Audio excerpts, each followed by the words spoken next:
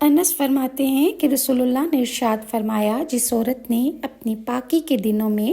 پابندی کے ساتھ 5 نمازیں ادا کیں، رمضان کے ادا اور قضا روزے رکھے، اپنی شرمگاہ کی حفاظت کی اور اپنے خاوند کی فرما برداری کی، تو اس عورت کے لیے یہ بشارت ہے کہ وہ جنت کے جس دروازے سے چاہے جنت میں داخل ہو جائے۔ حضرت عثمان رحمۃ اللہ فرماتے ہیں کہ میں نے حضرت ابن عمر کو دیکھا کہ آپ روزے کی حالت میں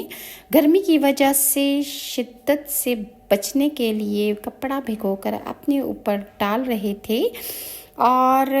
صحابہ کرام روزے کی حالت میں تلاوت قرآن پاک کو جاری رکھا کرتے تھے،